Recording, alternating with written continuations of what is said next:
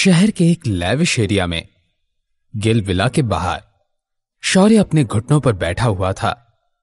पिछले 6 घंटों से शौर्य उसी पोजीशन में था। अब तो उसके पैरों में सेंसेशन भी नहीं हो रहा था। उसने इरिटेट होते हुए अपने आप से ही कहा, पता नहीं पापा, इतनी देर से अंदर क्या कर रहे हैं?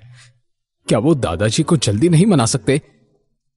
विला का दरवाजा खुला और नीरज गिल एक कामयाबी भरी मुस्कान के साथ बाहर आए। शौर्य खड़ा हो गया। अपने पापा से सवाल करते हुए कहा, क्या दादाजी ने मुझे माफ कर दिया है? नीरज गिल ने हां में सर हिलाते हुए कहा, हां, लेकिन मैं तुमसे अभी भी गुस्सा हूं। अपने पापा की बात सुनकर शौर्य ने कहा, आई एम सॉरी पापा, मुझे सुबह यश मेहरा के ऑफिस में इतना गुस्सा नहीं करना चाहिए था। मैं ख्याल रखूंगा कि अगली बार ऐसा ना हो। शौर्य ने बहुत ही ईमानदारी से माफी मांगी, मगर नीरज गिल ने आगे जो कहा उसे सुनने के बाद शौर्य हैरान रह गया। सुबह तुम्हारा गुस्सा सही था। हमें किसी की भी बदतमीजी कभी भी बर्दाश्त नहीं करनी चाहिए। सच कहूं तो तुम्हारे इंपल्सिव रिएक्शन से मैं इंप्रेस्ड हो गया था। शौर्य ने यह सुनने के बाद अपने पापा से पूछा, अगर ये बात नहीं है तो आप मुझसे नाराज क्यों हैं? तुम्हें अपने दादाजी की लिमिट्स को क्रॉस नहीं करना चाहिए था। जब पापा ने कहा कि वो शनाया को इंजीनियर टीम वापस करना चाहते थे तो तुम्हें उनके अगेंस्ट नहीं जाना था। वो हमारे फैमिली के हेड हैं और तुमसे बहुत प्यार भी करते हैं। तुम्हें भी उनकी और उनके डिसीजंस की रिस्पेक्ट करनी चाहिए। शौर्य को रियलाइज हुआ कि उसके पापा सही कह रहे हैं, मगर फिर भी वो बोला, पापा मैं समझ रहा हूं, लेकिन मुझे किसी भी हालत में यह प्रोजेक्ट चाहिए। शौर्य, उसकी चिंता तुम मत करो। बस एक बात ध्यान रखना, कल सुबह तुम्हारे दादाजी मनाली जा रहे हैं। उनके निकलने से पहले हमें उनसे मिलने जाना है। शौर्य अपने पापा की कही बात के पीछे का मतलब समझ गया। दूसरी तरफ आहान और शनाया के घर में आहान ने जैसे ही दरवाजा खोला, सामने शनाया खड़ी थी। क्योंकि रात के सोने का वक्त था तो शनाया ने एक नॉर्मल सी नाइटी पहनी हुई थी। पिंक कलर की बनी उस सिल्क की नाइटी से शनाया की कर्वी बॉडी कोई भी आसानी से देख सकता था। बिखरे बाल, नाइटी से छिपने के नाकाम खूबसूरत पैर और आंखों में कुछ हलचल देखकर आहान ने मुश्किल से खुद को शांत किया और बोला, आप यहां? आपको कुछ चाहिए क्या? आहान ने किए इस सवाल को सुनते ही शनाया की बोलती बंद हो गई। जवाब देने के बजाय वो इधर उधर देखने लगी। आहान से नजरें चुराने की नाकाम कोशिश करते हुए शनाया ने मन ही मन में कहा, मैं यहां मुंह उठाकर तो आ गई हूं, लेकिन अब क्या बहाना बनाऊं? हां, वो कह देती हूं।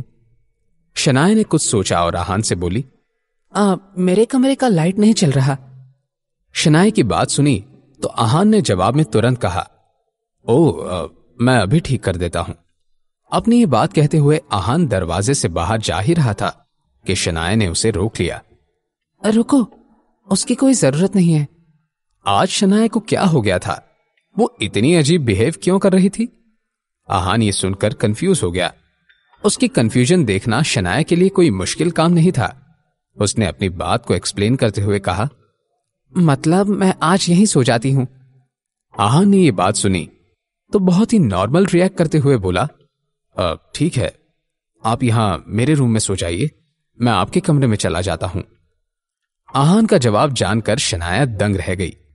क्या इसे मेरी बात के पीछे का मतलब समझ में नहीं आ रहा है? शनाया ने दिल ही दिल में सवाल किया। जब वो ये सोचने में बिजी थी, आहान अंदर गया और अपना ब्लैंकेट लेकर आ गया। वो बाहर जा ही रहा था कि शनाया ने अपने दोनों हाथों को फैलाकर आहान को रुकने का इशारा किया। हम साथ में नहीं सो सकते क्या?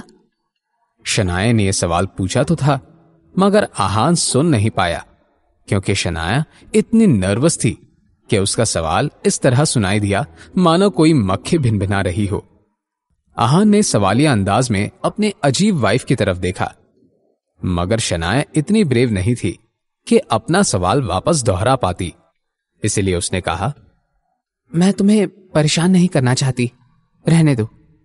यह सुनकर आहान ने शनाया से मुस्कुराते हुए कहा, आप बिना वजह परेशान हो रही हैं। शनाया, एक बल्ब ठीक करने में भला क्या तकलीफ होगी? मैं बल्ब रिपेयर भी कर दूंगा और आपके रूम की काउच पर सो भी जाऊंगा। आप यहां आराम से सो जाइए।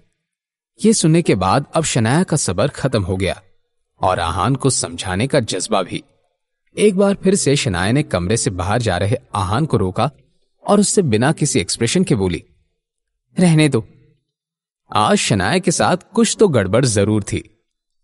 आहान ने कंफ्यूजन में उसे देखकर सवाल किया, क्या बल्ब रिपेयर नहीं करना है? शनाया ने होपलेस अंदाज में आहान को नजरअंदाज किया और अपने कमरे में वापस जाते हुए बोली, रात को लाइट की क्या जरूरत है भला, तुम सो जा। आहान का जवाब सुने बिना शनाया ने अपने कमरे का दरवाजा बंद कर दिया और दोनों हाथों में अपना मुंह छिपाते हुए जाकर बेड पर लेट गई। अपने रूम के दरवाजे पर खड़ा आहान कुछ देर वहीं खड़ा रहा और फिर अंदर जाकर सो गया। दिन भर काम करने की वजह से वो इतना थक गया था कि लौटते ही वो गहरी नींद में सो गया। मगर सामने वाले कमरे में कुछ अलग ही हालात थे। बार बार करवटें बदलने के बाद भी नींद शनाया की आंखों से कोसों दूर थी। मैं इस दुनिया की सबसे बड़ी बेवकूफ हूं। क्या जरूरत थी उस आहान के रूम में जाने की? वैसे तो उसे सब कुछ समझ में आ जाता है, मगर आज ही उसे भोला बनना था। मुझे इतनी एम्बैरेसमेंट हो रही है कि चैन से सो भी नहीं पा रही हूं। शनाया ने अपने आप से ही कहा। पूरी रात को खुद इस तरह डांट लगाने के बाद शनाया को पता ही नहीं चला कि कब सुबह हो गई। जब बड़ी मुश्किल से उसे थोड़ा सोने का मन किया तो उसका अलार्म बजने लगा। ऑफिस जाने के लिए तैयार होने के बाद शनाया अपने डार्क सर्कल्स लिए कमरे से बाहर आई। आहान डाइनिंग टेबल पर नाश्ते के लिए फ्रूट्स काट रहा था। शनाया को देखते ही उसने कहा, गुड मॉर्निंग शनाया, क्या आप पराठे खाना चाहेंगी? मैं अभी बना देता हूं। शनाया उबासी लेते हुए अपने कमरे से बाहर निकली थी, मगर जैसे ही उसने आहान को देखा शनाया का मुंह बन गया और वो अपने हमेशा वाले बॉसी अंदाज में बोली, मुझे कुछ नहीं चाहिए, ऑफिस जाने के लिए लेट हो रहा है। शनाया ने ये बातें थोड़ी अलग तरह से कही थी तो आहान ने उससे सवाल करते हुए मुस्कुरा कर कहा, क्या आप मुझसे अभी भी गुस्सा हैं? आहान के इस सवाल से शनाया और भी ज्यादा वियर्ड बिहेव करने लगी और बोली, मैं तुमसे गुस्सा क्यों होने लगी भला? अब जल्दी चलो, मुझे लेट नहीं होना है। और हां, तुम्हें ज्यादा सोचने की कोई जरूरत नहीं है। यह सुनकर आहान ने अब हार मान ली और शनाया को मनाने की कोशिश करते हुए बोला, ठीक है, मेरी गलती है, आपसे मैं ज्यादा नहीं सोचूंगा। आप नाराज मत होइए, हम 2 मिनट में निकलते हैं। शनाया ने घर से निकलने की जल्दी की तो आहान ने भी देरी नहीं की। इन्हें क्या हो गया है? इतना गुस्सा क्यों कर रही हैं? ओह, मे बी ये महीने का वो वक्त होगा जब शनाया को ऐसे मूड स्विंग्स होते रहते हैं। मुझे उनका ज्यादा ख्याल रखना पड़ेगा, आहान ने मन ही मन में कहा और किचन में से कुछ लेकर आया और शनाया के साथ ऑफिस के लिए निकल गया। अपनी नई बाइक पर शनाया को ऑफिस छोड़ने के बाद आहान वहां से निकलने ही वाला था, लेकिन तभी उसने और शनाया ने एक आवाज सुनी, अरे आहान, आज तुम वो फरारी की स्पोर्ट्स कार में क्यों नहीं आए? मुझे तो लगा था अब से शनाया उसी कार से ऑफिस आया करेगी। ये नफरत भरी आवाज किसी और की नहीं, शगुन गिल की थी। उसने अपने बात इस अंदाज में कही थी मानो वो सामने से शनाया और आहान को इंसल्ट करना चाहती थी। शगुन ने अपनी बात को आगे बढ़ाते हुए कहा, 1 मिनट, कहीं ऐसा तो नहीं हुआ कि अब आहान के पास महंगी कार को रेंट पर लेने के लिए पैसे ही नहीं हैं? ये कहते हुए शगुन खुद ही जोर जोर से हंसने लगी।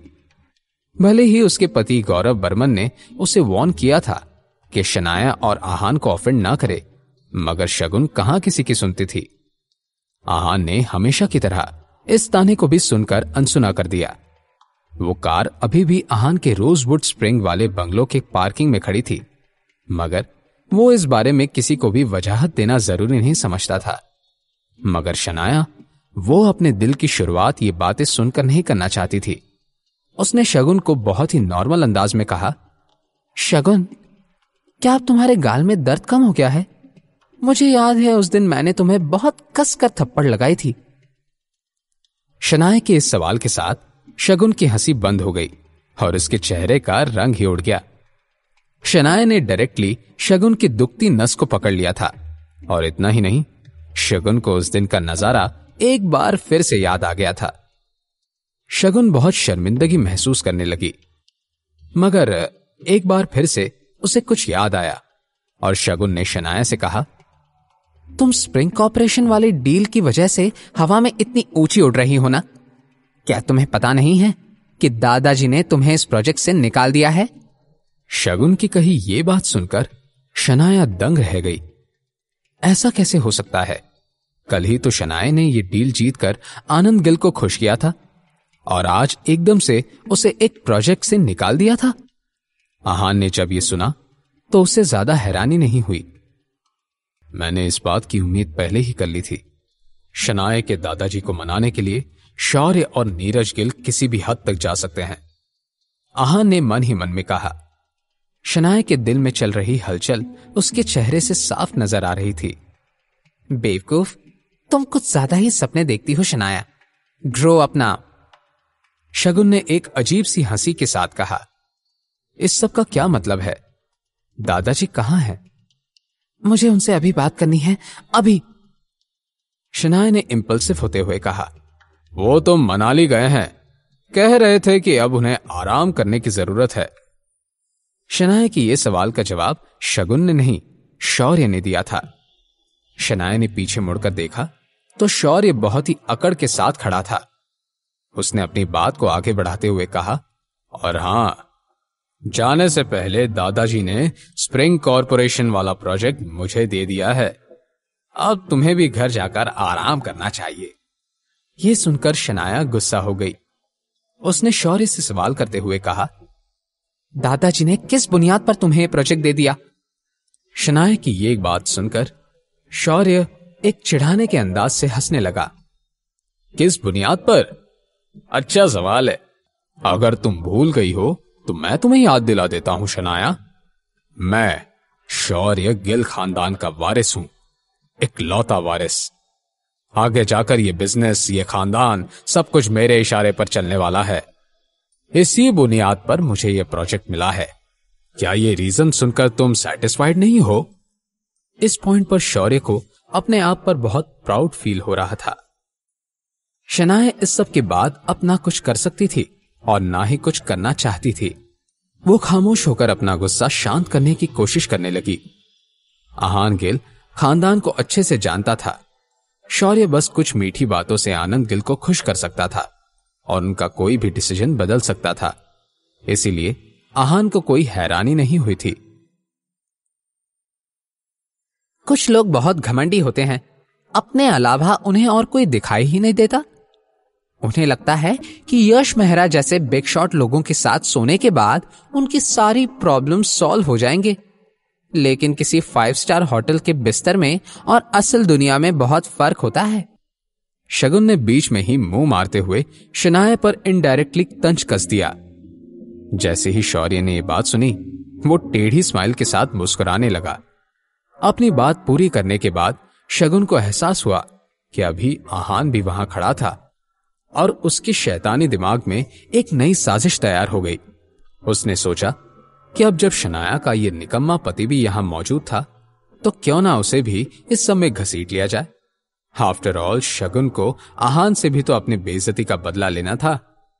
इसलिए शगुन ने आहान की तरफ देखकर उससे पूछा, आहान, क्या तुम नहीं जानते कल तुम्हारी खूबसूरत बीवी ने यश मेहरा के साथ स्प्रिंग कॉर्पोरेशन में किस तरह की डील फाइनल की है?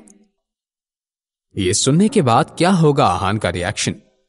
क्या आहान और शनाया में गलतफहमियां पैदा होने वाली हैं? शनाया कैसे आहान को अपनी मासूमियत का सबूत देगी? जानने के लिए सुनते रहिए पॉकेट एफएम।